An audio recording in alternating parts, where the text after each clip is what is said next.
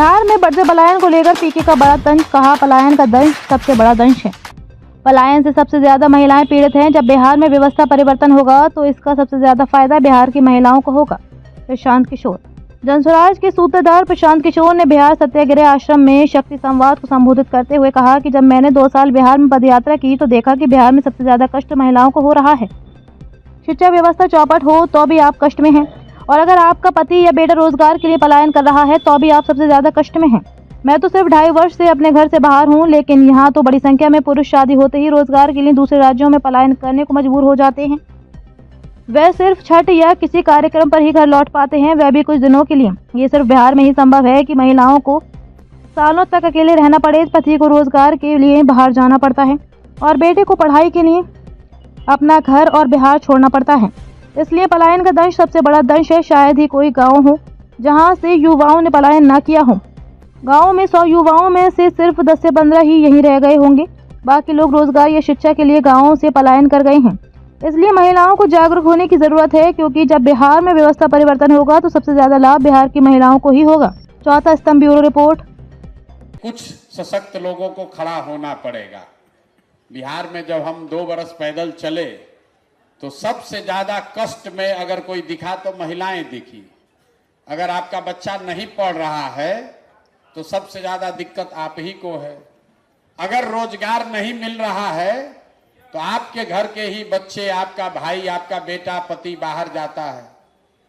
लोग बता रहे हैं कि प्रशांत किशोर घर परिवार छोड़कर 2-2.5 बरस से यहाँ बिहार में घूम रहे हैं। हम अक्सर कहते हैं कि हम तो 2-2.5 बरस से अपना परिवार छोड़ के यहाँ रह रहे हैं।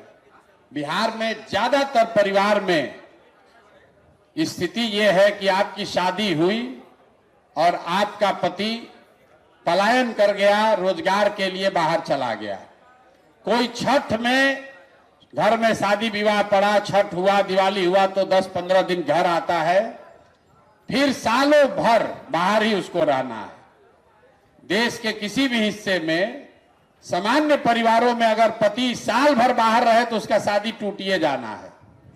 ये सिर्फ बिहार में ही संभव है कि महिलाएं 20-20 साल तक अपने पति के साथ उनको नहीं रहना है, और लोगों को लगता है तो जीवन की सच्चाई है, भैया कमाना है तो बाहर जाना ही पड़ेगा। ये बहुत बड़ा कष्ट है, कोई इसकी चर्चा नहीं करता है। आपकी शादी हुई और जब तक आपका पति, उसका शरीर थक न जाए, बूढ़ा ना हो जाए, तब तक वो बाहर ही कमा रहा है। आपका बच्चा जो जवान है उसको पढ़ने के लिए बाहर ही जाना है। अगर आपके बाबूजी बूढ़े हो गए तो उनको दवा के लिए बाहर ही जाना है।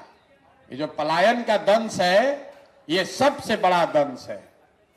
कुछ लोगों को यहाँ, आप लोग कुछ पैसे वाले लोग बैठे, उनको लगता है कि तो सब गरीब आदमी मजदूर सब जाता है। ऐसी बात नहीं। जो गरीब है उसके घर का पति, उसका बेटा जा रहा है मजदूरी करने। जो थोड़ा बहुत पैसे वाले लोग हैं उनका बच्चा, उनका पति जा रहा है नौकरी करने, लेकिन जा रहा है सब कोई। गांव में शायद ही कोई ऐसा हमको गांव मिला है जहां पर जवान लड़के आपको रोड पर मिलेंगे। अगर 100 लड़का गांव में है तो 10 से 15-20 गो बचा है। चाहे वो पढ़ाई के लिए गया हो, रोजी रोजगार के लिए गया हो, दवाई के लिए गया हो, सबका लड़का बाहर जा रहा है। इसलिए जरूरत है महिलाओं को जागृत होने के लिए, खड़ा होने की। अगर बिहार में स्थिति परिवर्तन होगी तो सबसे बड़ा फायदा बिहार के महिलाओं को होगा।